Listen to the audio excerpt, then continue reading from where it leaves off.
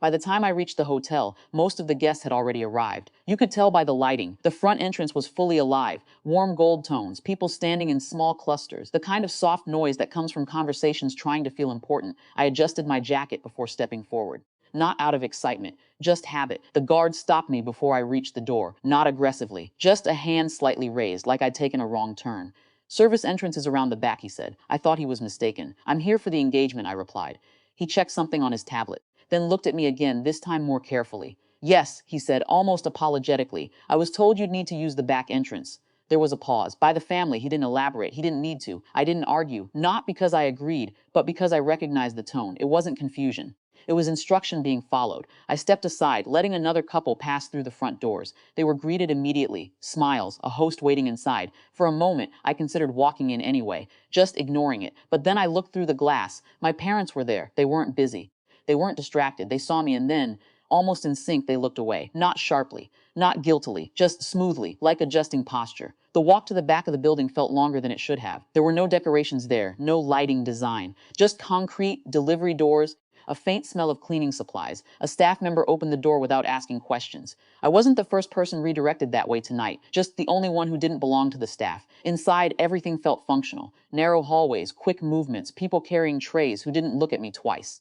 I stood there for a moment waiting for something to make sense. Nothing did. There wasn't a clear decision. I didn't think I'm leaving. I just didn't go forward. I turned around, walked back through the same door, and out into the quiet behind the building. No message, no explanation, just absence.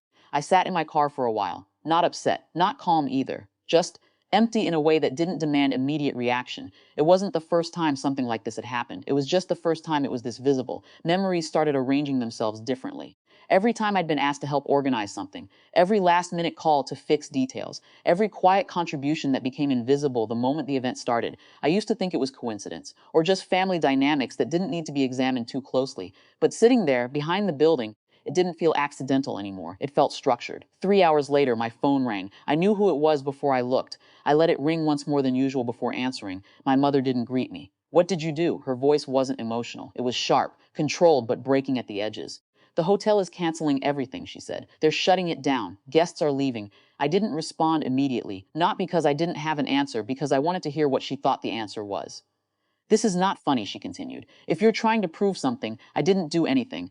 I said. There was a pause, a short one, then quieter. Then why is this happening? I leaned back in the seat, looking at the side entrance of the hotel. From where I was parked, I could see staff moving differently now. Faster, more coordinated. Something had shifted inside. You remember the vendor contracts? I asked. Another pause. Yes, she said slowly. I handled those, I said, not defensively. Just as a fact, silence stretched longer this time. They require a point of contact on site, I added. Someone authorized to approve changes, manage timing, confirm payments. You were replaced, she said quickly.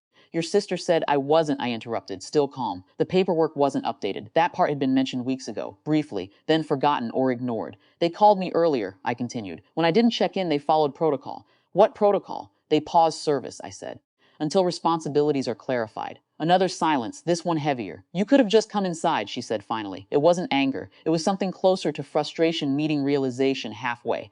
I tried, I said. I didn't explain further. I didn't need to. They said your name, she murmured.